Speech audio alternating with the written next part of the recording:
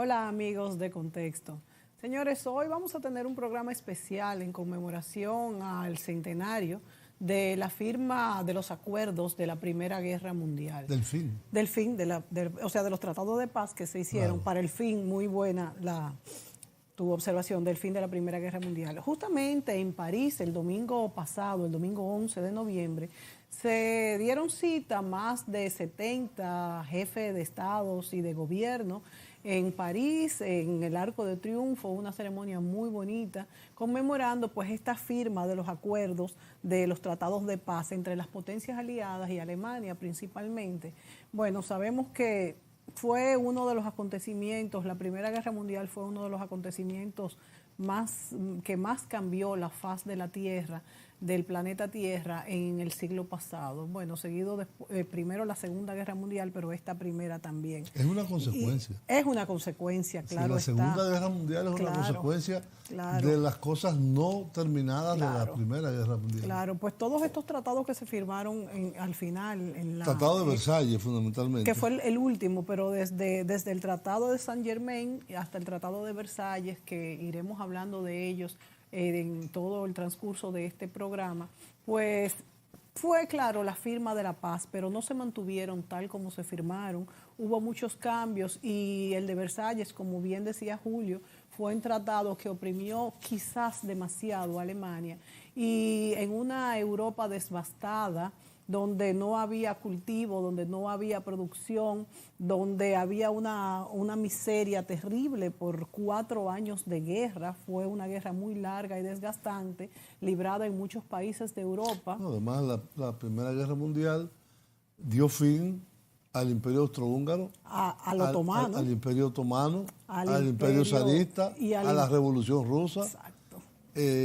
Transformó Bueno, lo que era el mundo y Europa al inicio de la Primera Guerra Mundial en agosto de 1914 y lo que fue el 11 de noviembre a las 11 de la mañana de 1918 terminó siendo otra cosa. Sí. Es decir, naciones que surgieron, muchísimas estados que desaparecieron. Imagínense más de 10 millones que el corazón de Europa, más de 10 millones de muertos y 20 de heridos. El corazón de Europa era el imperio austrohúngaro y eso desapareció, señores, a raíz de estas firmas de paz y todo lo que se peleó, naciendo muchísimas naciones nuevas. También el imperio otomano, que se destruyó, aunque después con Atatürk recuperaron muchas de las tierras. No, lo que se recuperó fue Turquía, es decir, el país de los turcos, que también lo iban a dividir en varios pedazos. Sí. Atatürk toda esa mantuvo parte del oeste. de Anatolia, Sí, la península de Anatolia. Sí. Pero en realidad el Imperio Otomano era mucho más que eso, era todo Medio Oriente, era lo que hoy es Arabia Saudita, el Golfo Pérsico, el Mar Rojo. Es que el Imperio Otomano fue uno de los más grandes. En lo que hoy es el mundo árabe y musulmán.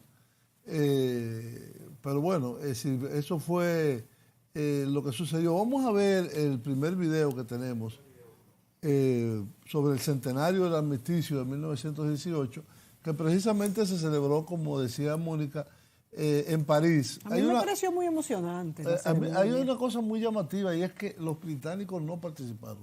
¡Wow! ¿Verdad? ¿Y los por qué los no británicos hicieron su ceremonia aparte con la familia real en Londres. Pero si ellos fueron una parte tan importante de todo pero no esto. fueron a la celebración ¿Y en París. cuál fue la causa? Porque ellos habían organizado un acto propio. Inglaterra, Gran Bretaña, vamos a decir, fue de los que más pérdidas tuvo. Millones de personas, creo que 1 millón de muertos. El cuerpo expedicionario británico, que incluía a tropas canadienses, incluía tropas australianas, incluía tropas de Nueva Zelanda.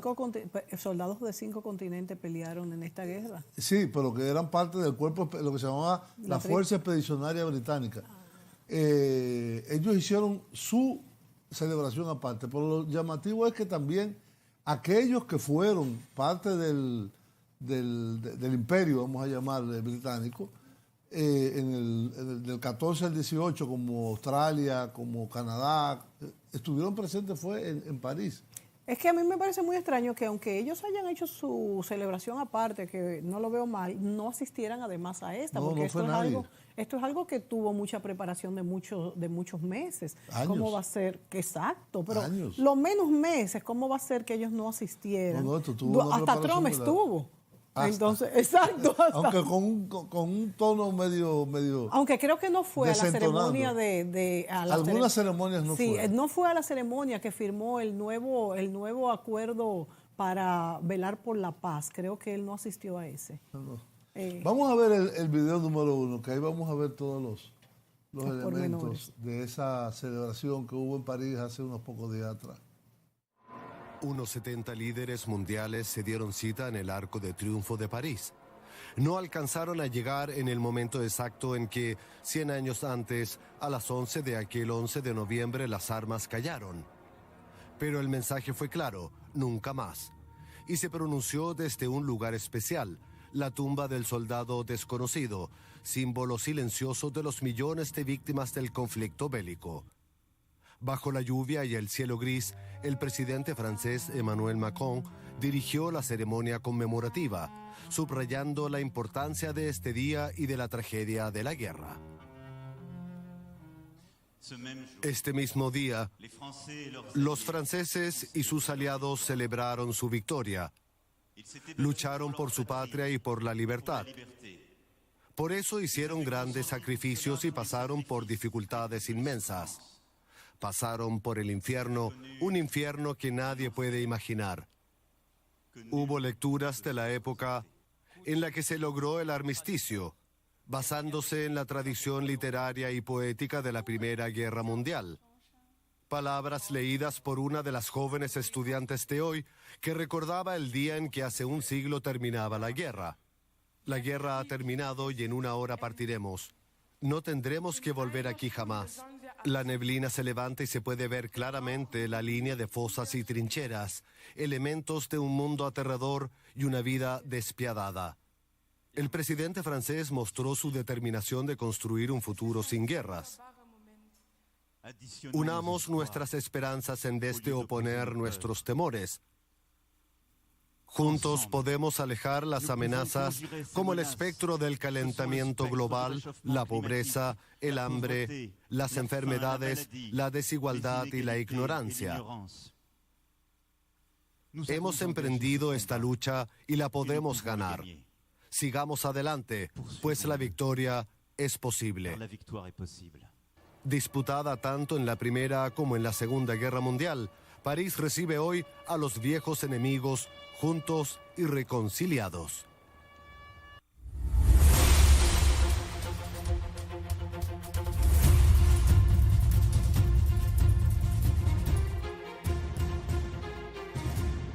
Bien, amigos, ahí veíamos la ceremonia que se llevó a cabo el día 11, hace 2 días. El día 11, sí. El domingo 11 en París, en el Arco de Triunfo se hicieron otras actividades también, se hicieron caminatas, se fueron a los cementerios, tanto norteamericanos como franceses, como británicos. Y se hizo alrededor de la tumba del soldado desconocido. Y el soldado desconocido que está debajo del arco. En fin, fue una ceremonia importante. Estuvo presente el presidente ruso, Vladimir Putin. Hubo, 70 mandatarios. A mí me extraña mucho que no estuviera Theresa May y nadie. No, británico no había ninguno. No había ninguno.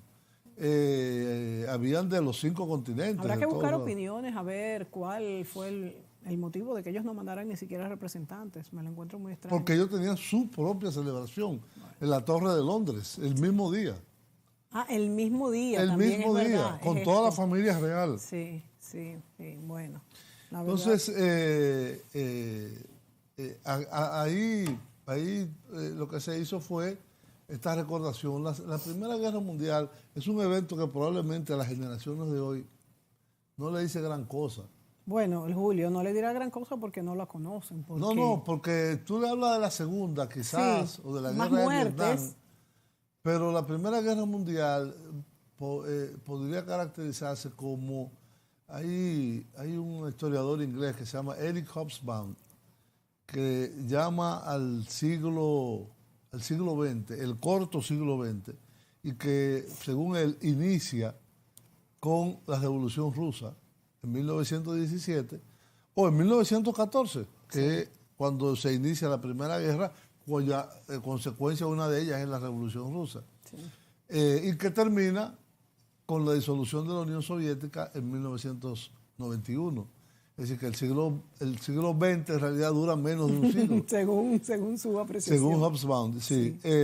Y tienes razón, lo que había antes de la Primera Guerra Mundial era el mundo, diríamos, precontemporáneo de las potencias dominantes europeas, fundamentalmente europeas, sí. Inglesa o británica, francesa, y la rivalidad con Alemania, que fue una gran potencia industrial, pero que llegó tarde por su unificación tardía como nación al reparto colonial, exacto. Sí. Entonces,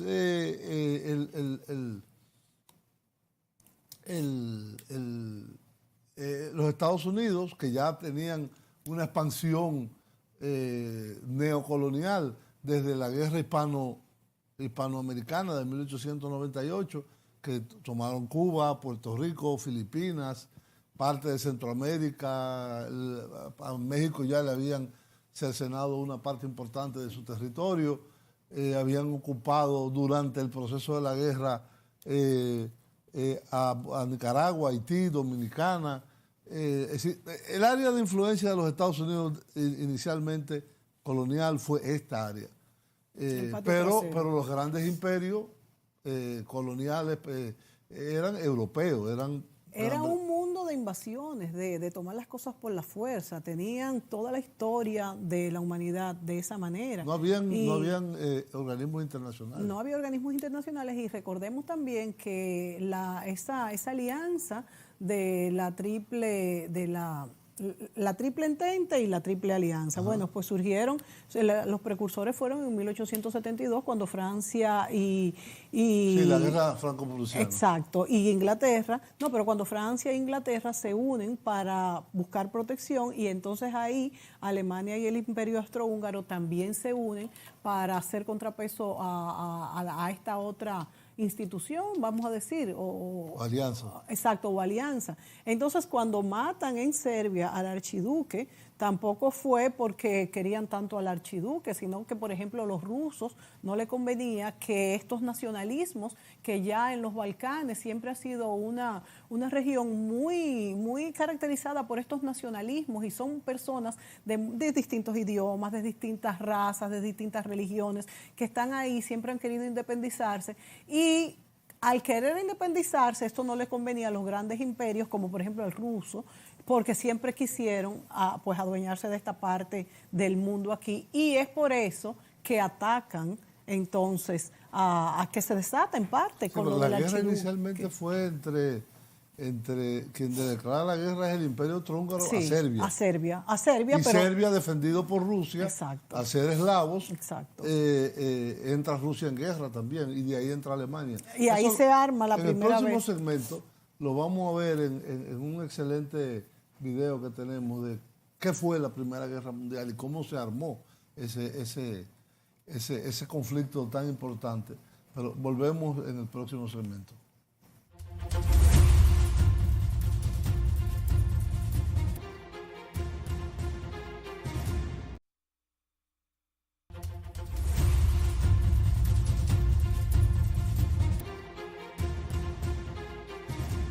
La Primera Guerra Mundial, antes conocida como la Gran Guerra, fue una confrontación bélica ocurrida principalmente en Europa entre los años 1914 y 1918.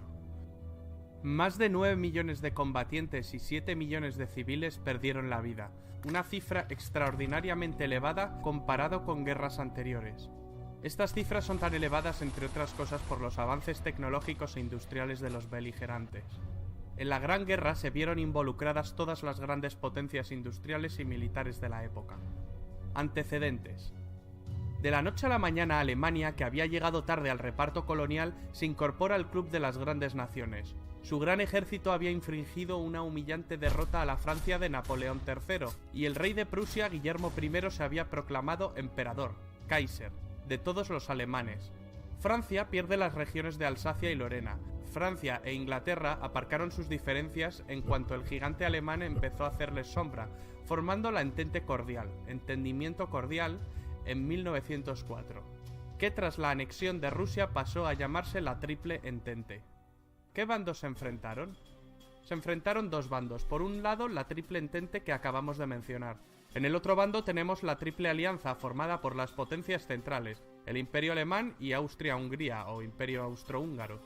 La Triple Alianza era una coalición inicialmente integrada por el Imperio Alemán y el Imperio Austrohúngaro por iniciativa del canciller Otto von Bismarck.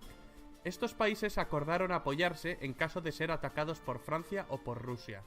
Ambas alianzas sufrieron incorporaciones. El Imperio Otomano y el Reino de Bulgaria se unieron a las potencias centrales. Italia se cambia de bando y se une al bando a la postre ganador, el de la Triple Entente. También se les unen el Imperio de Japón y Estados Unidos. ¿Cuál fue el detonante? El imperialismo y el colonialismo que venían desarrollando desde hacía décadas las potencias involucradas fue la principal causa subyacente. Pero la chispa que desató el conflicto se encendió el 28 de junio de 1914 en Sarajevo, con el asesinato del archiduque Francisco Fernando de Austria y su esposa. El asesino era un nacionalista serbio. El asesinato desató una crisis diplomática. Austria, Hungría y Alemania exigieron a Serbia la apertura de una investigación y la actuación en territorio serbio. Serbia se negó en rotundo, con el respaldo de la Rusia del zar Nicolás II. Austria-Hungría finalmente declara la guerra a Serbia. Rusia entonces sale en ayuda de Serbia. Más tarde Alemania mueve ficha y declara la guerra a Rusia y a Francia, e invade Bélgica. Inglaterra se la declara a Alemania, y así sucesivamente. De pronto, medio mundo estaba en guerra contra el otro medio. Hoy resultaría impensable la alegría que produjo en Alemania el estallido de la guerra. Los alemanes pensaron en una guerra rápida, derrotar a Francia entrando en París, invadiendo la neutral Bélgica, para en pocos meses trasladar toda su maquinaria a Rusia. Pero los franceses se resistieron. El avance armamentístico impuso una guerra muy costosa y muy larga que rápidamente se enquistó y se convirtió en una auténtica carnicería. Las líneas de trincheras apenas variaron. En esta guerra aparecieron nuevos cañones, ametralladoras, submarinos, carros de combate, aviones de combate, dirigibles, gases venenosos mortíferos como el gas mostaza. Se combatió en muchos frentes. En los Balcanes, en los Dardanelos, en Oriente Medio, en el Cáucaso, en los Alpes italianos, en África, en Extremo Oriente, en el Pacífico y en el Atlántico, aunque los principales esfuerzos se concentraron en dos frentes, el frente occidental y el frente oriental. La guerra de trincheras, en la cual los ejércitos combatientes se refugian en zanjas cavadas en el suelo, existe a partir de la revolución que supuso el uso de armas de fuego. Este tipo de guerra llega a su punto máximo de brutalidad y mortalidad en el frente occidental. En el frente oriental pusieron al mando del ejército alemán a una vieja gloria, Paul von Hindenburg. Tras sus victorias acabaría siendo el jefe del Estado Mayor con el general Ludendorff como subordinado. Ambos acabarían creando una dictadura militar dirigiendo de facto el país, marginando al Kaiser Guillermo II y al propio Parlamento alemán. Los alemanes intentaron aislar a los ingleses con sus submarinos U-Boot. Estos submarinos atacaban una y otra vez sus barcos que abastecían la isla. En 1915 los alemanes hunden el RMS Lusitania, un gran transatlántico, orgullo del poderío británico. En el hundimiento mueren 128 estadounidenses. Este hecho provocó que en 1917 los Estados Unidos le declararan la guerra a los imperios centrales. Y esto terminó de desestabilizar la balanza. También ese año en Rusia, las hambrunas y las bajas de la guerra desencadenaron el estallido de la Revolución Rusa, la cual obligó a abdicar al zar Nicolás II. Los bolcheviques tomaron el control total y finalmente firmaron el armisticio con los imperios centrales y más tarde la paz. Los alemanes aprovecharon esta victoria para enviar casi todo su ejército oriental al frente occidental e intentar obtener una victoria rápida antes de la llegada masiva de los estadounidenses. Era su baza definitiva. Pero mal alimentadas y cansadas, las tropas alemanas no pudieron resistir la contraofensiva de Foch y fallan frente al objetivo final, París, quedando a 120 kilómetros de la capital gala. El general Foch comanda sus tropas francesas y estadounidenses hacia la victoria, en la segunda batalla del Marne. Los primeros tanques británicos entraron en combate y la superioridad aérea aliada fue evidente. Los italianos también derrotaron a los austrohúngaros.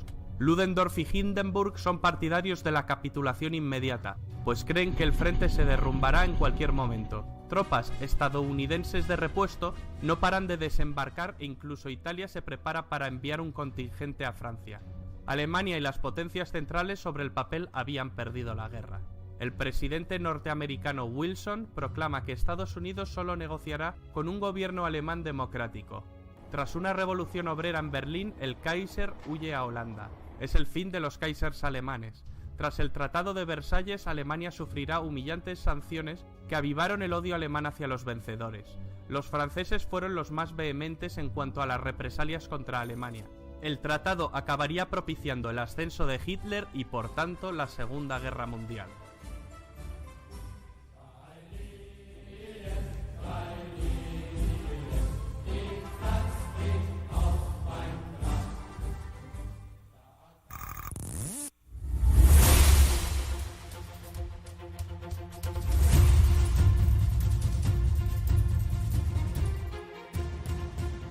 Bien, ahí veíamos de una forma ilustrada, bastante dinámica, Y divertido. cómo se desarrolló la Primera Guerra Mundial y cómo los acuerdos que al final fueron impuestos por las potencias vencedoras, particularmente Francia, los Estados Unidos y Gran Bretaña, a Alemania, dio como resultado que realmente el periodo de entreguerras entre 1918 y 1939, si fueron 21 años solamente, dio como resultado, primero, el ascenso de un fenómeno político como es Hitler en Alemania,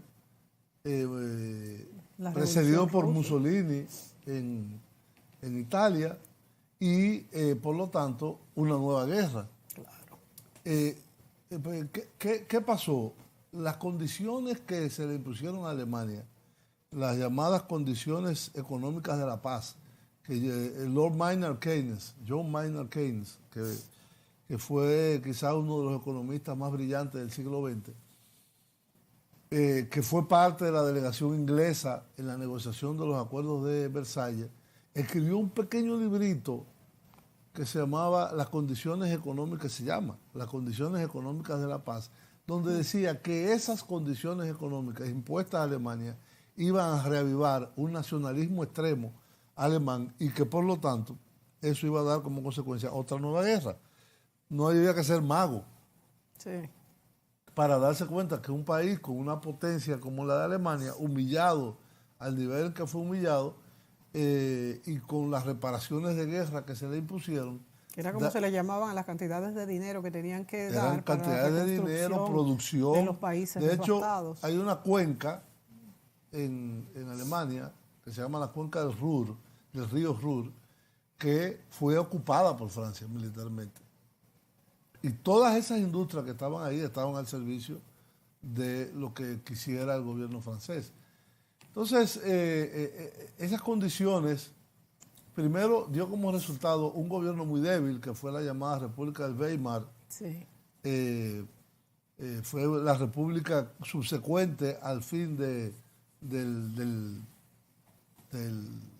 imperio. Sí. No, y con una economía totalmente devastada, donde la inflación, recuerden La que hiperinflación. la hiperinflación, cuando Hitler tomó el poder, se cuenta que las personas tenían que ir con carretillas de borbotones de dinero, porque, bueno, algo que ha vuelto a pasar en menor escala, por ejemplo en Argentina y demás, que pues sube tanto, Pero nunca se ha tanto. llegado a lo que No, pasó en nunca se ha Alemania. llegado a lo que pasó en Alemania. Tuvieron que imprimir dinero, por eso la Habían papeletas de varios millones y millones de marcos. Y entonces ahí, en una sociedad totalmente abatida, acusada, sin dinero, donde sí además había grandes científicos, y porque inclusive se dice que todos estos científicos de todo tipo y profesionales que emigraron en ese tiempo, ya después de Hitler, estando Hitler en el poder, a los Estados Unidos, de ahí se formó la escuela de Chicago, por ejemplo. Pero Hitler lo que hizo, y todo esto.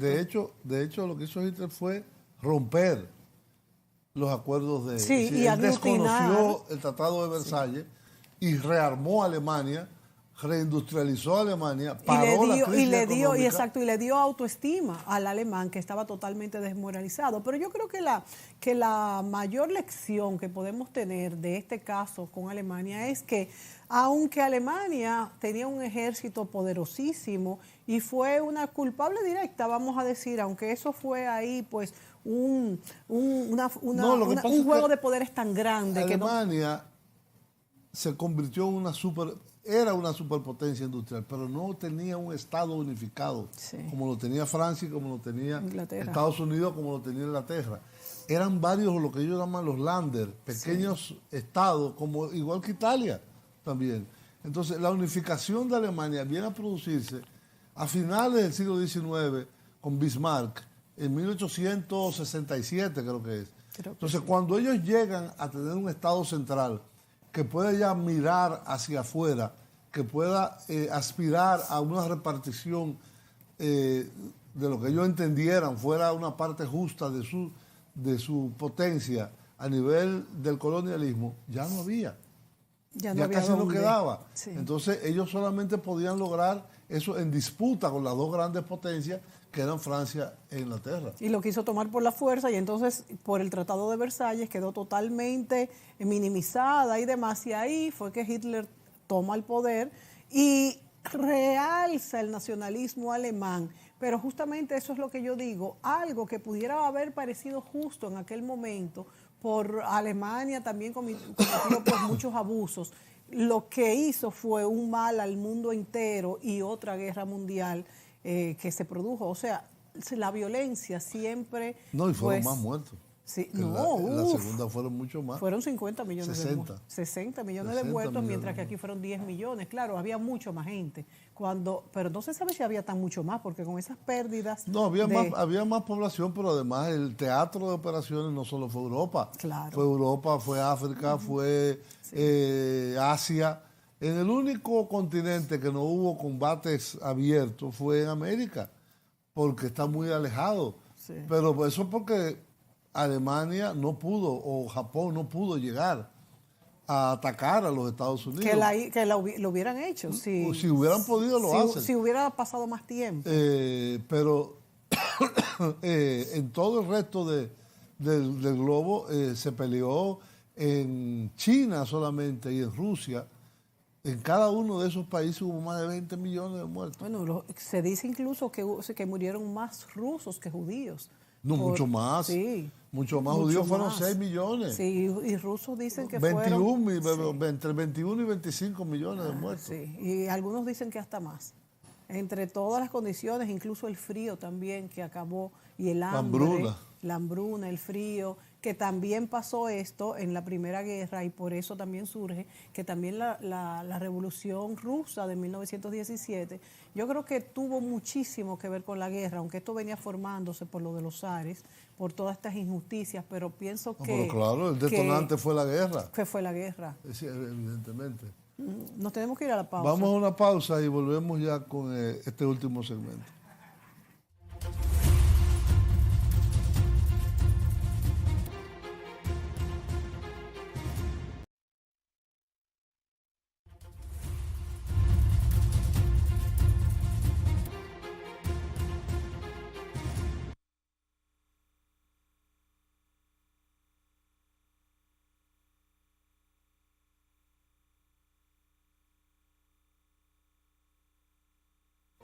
La Primera Guerra Mundial comienza el 28 de julio de 1914. El conflicto termina 4 años después, el 11 de noviembre de 1918, con la victoria de la Triple Entente.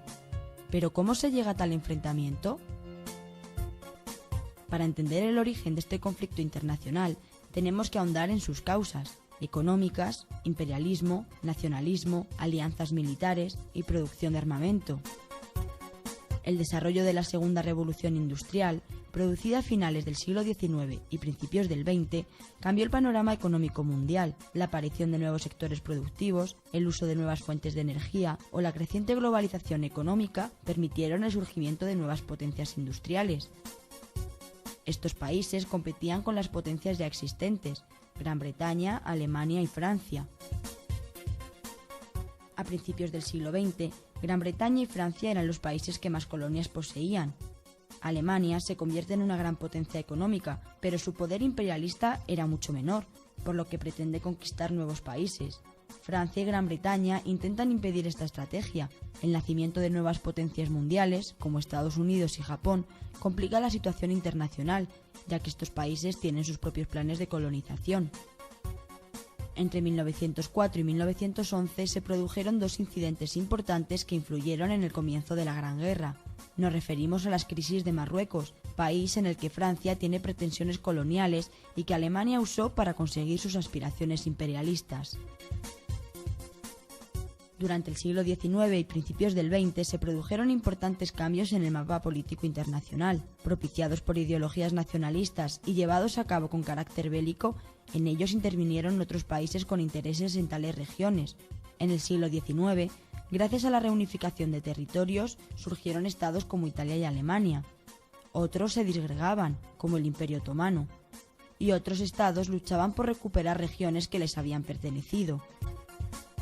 Esta compleja situación se vio agravada por el afán colonialista de las grandes potencias mundiales, lo que provocó alianzas militares y una gran urgencia en la producción de armamento. A finales del siglo XIX, Alemania es quien tiene la superioridad dentro de Europa. Bismarck, su canciller, pone en práctica una política de aislamiento a Francia. Su sucesor, Guillermo II, radicalizó esta política intentando rivalizar también con Gran Bretaña. Esta situación tensó aún más las relaciones entre las potencias mundiales, propició las alianzas político-militares. Las más importantes y rivales en la contienda fueron la Triple Alianza y la Triple Entente. La Triple Alianza fue promovida por Bismarck y se creó en 1882. La formaban Alemania, el Imperio Austrohúngaro e Italia. Al empezar la guerra, se unieron otros países, como fue el caso de Turquía y Bulgaria. Italia acabó adhiriéndose al bando contrario por no cumplir los compromisos pactados, declarándose neutral al principio de la contienda. La Triple Entente se creó en 1907 y la formaban Gran Bretaña, Francia y Rusia. Más tarde se unió Serbia. Durante la guerra se incorporaron países como Japón, Bélgica, Italia, Rumanía, Portugal, Estados Unidos, Grecia o China. El 28 de julio de 1914, Austria declara la guerra a Serbia, lo que provoca la intervención de sus aliados en el conflicto. El ambiente de tensión que respiran las relaciones internacionales provoca que los estados aumentasen sus gastos militares y su producción armamentística, aprovechándose de las innovaciones tecnológicas de la Segunda Revolución Industrial. A esta época se la denomina como la paz armada. Se trata de un periodo en el que no hay conflicto bélico, pero en el que los países se preparan para uno.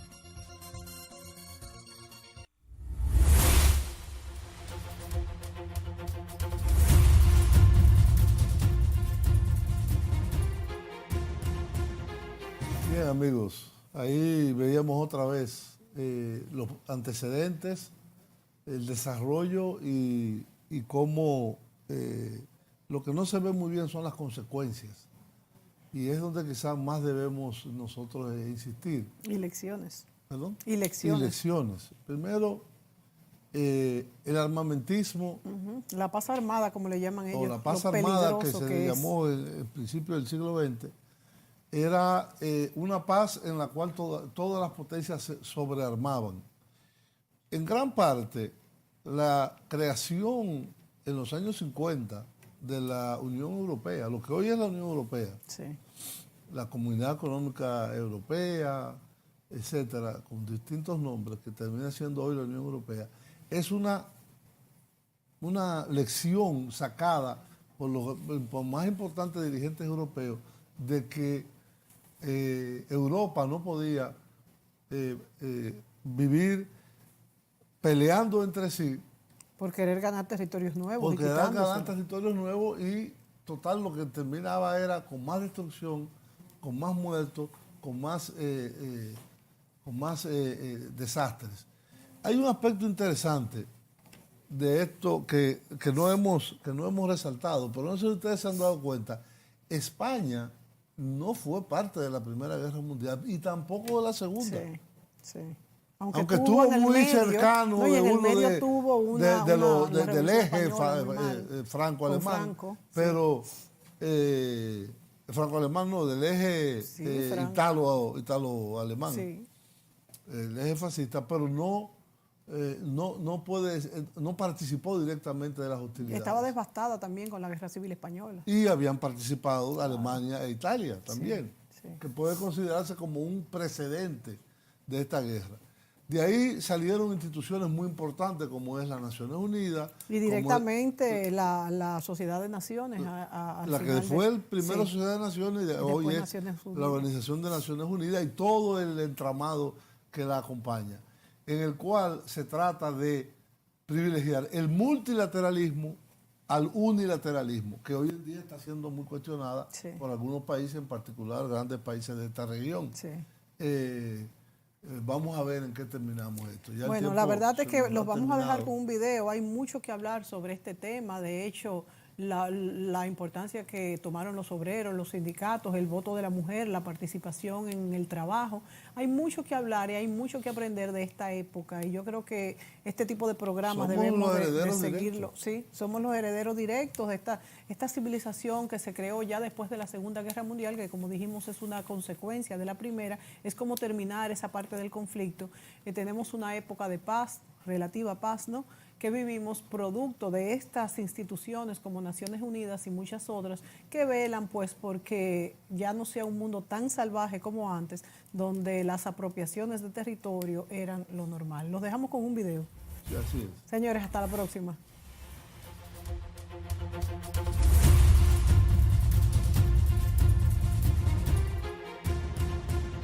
Estimados estudiantes, les entrego la más cordial bienvenida a una nueva cápsula de aprendizaje. En esta oportunidad, los invito a conocer el concepto de Primera Guerra Mundial y sus características. Vamos a verla.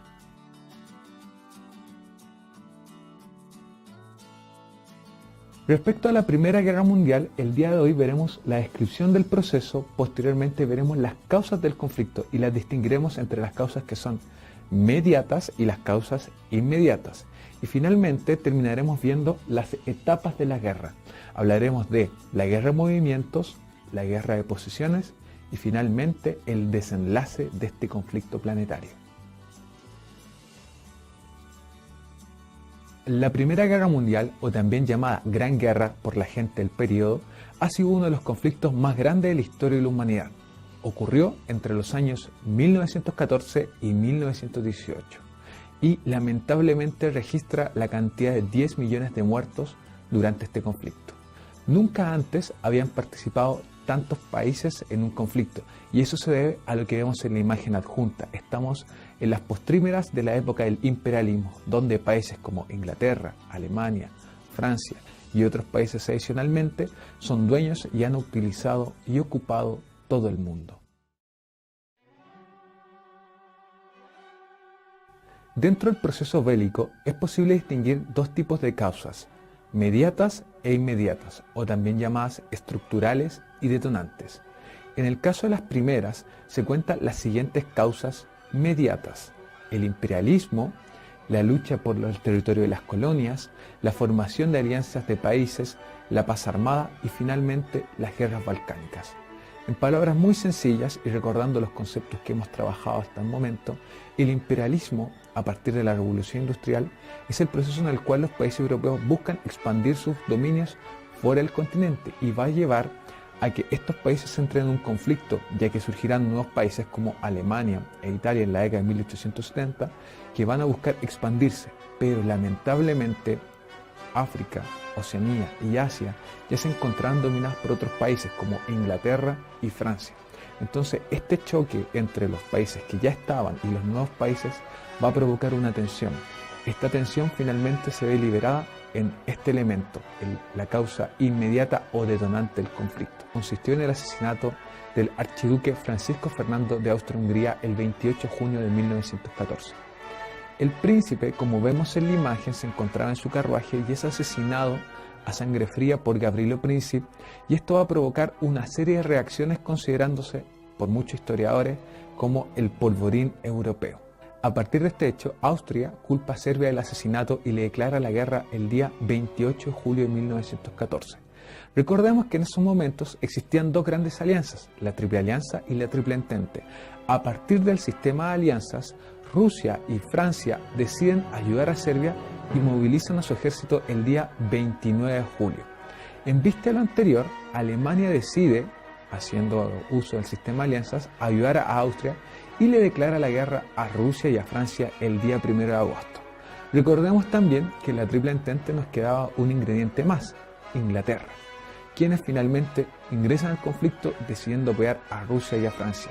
De tal manera, como lo publican los diarios de la época, lo que pasó o inició como un conflicto entre dos naciones terminó a partir del sistema de alianza movilizando a todos los países europeos.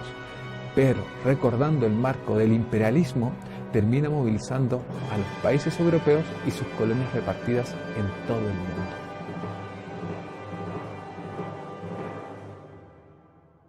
Esta etapa inicia con un sentir de las tropas de júbilo, piensan que la guerra va a durar bastante poco y se movilizan tropas en dos frentes. Se mueven rápidamente hacia el área occidental y el área oriental europea. ¿El objetivo cuál es? Atacar fulminantemente para acabar rápidamente con la guerra. Así como vemos en el mapa, se desarrollarán estos dos frentes. Por el lado occidental, Alemania intenta atacar a Francia cruzando Bélgica aprovechando las características geográficas del territorio. Y por el lado oriental, Rusia intenta atacar a Alemania y Austria-Hungría. Guerra de posiciones, generada por un empate técnico entre los países beligerantes. Esta guerra se va a expresar en la formación de trincheras a lo largo de cientos de kilómetros, donde se utiliza toda la artillería y nuevos inventos bélicos para neutralizar al oponente. En la imagen adjunta ustedes pueden ver el diagrama de una trinchera, donde la vida era bastante compleja, ya que debían soportar condiciones higiénicas bastante difíciles. Y también tenían que vivir bajo la tensión de la espera del momento exacto en el cual el otro tipo, el rival, que estaba en la otra trinchera, te podía atacar. Esta es la etapa más sangrienta de la guerra y se caracteriza fundamentalmente por el uso de gases tóxicos y nuevos inventos como las ametralladoras y el alambre de púas, el cual cobró una gran cantidad de víctimas en estos momentos. En esta etapa, y al igual que la etapa anterior, se desarrollarán nuevamente dos frentes, oriental y occidental. En el primer frente, hacia 1915, los alemanes inician la guerra química. En 1916 se inicia la guerra de desgaste, con la batalla de Verdun, en Francia, donde fallecieron cerca de 600.000 soldados en un año. Esta guerra de desgaste lo que busca es que los soldados aguanten la mayor cantidad de tiempo en las trincheras en espera del ataque enemigo. Paralelamente a eso, en el frente oriental, Rusia ha recibido un fuerte revés y ahora es Alemania la que avanza sobre el Imperio ruso. La Triple Alianza conquista la zona de los Balcanes.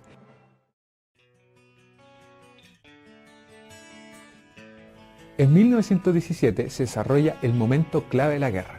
Este conflicto se decidirá por dos hechos. El primero, la entrada de Estados Unidos en el conflicto, y por otra parte, la revolución soviética en Rusia, que le obliga a retirarse del conflicto.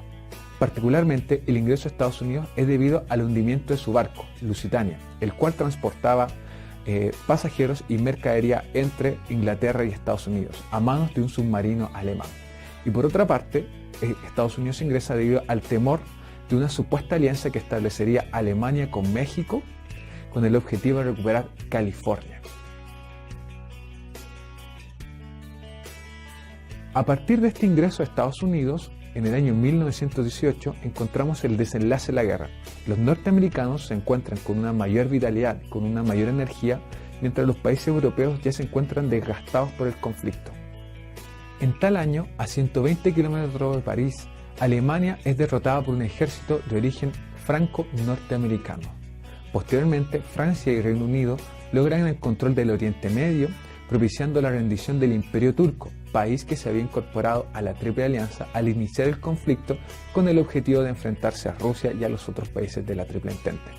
El día 8 de agosto, las tropas de la Triple Entente, junto a Estados Unidos, capturan Bélgica y Alemania ya siente en el ambiente que está perdiendo. Este sentimiento va a producir que dentro de Alemania surjan manifestaciones en contra del Kaiser, Guillermo II, por lo cual este debe renunciar a su función y es depuesto por las revoluciones internas. Finalmente, el 11 de noviembre se firma un armisticio, un alto al fuego, poniendo fin a este conflicto planetario.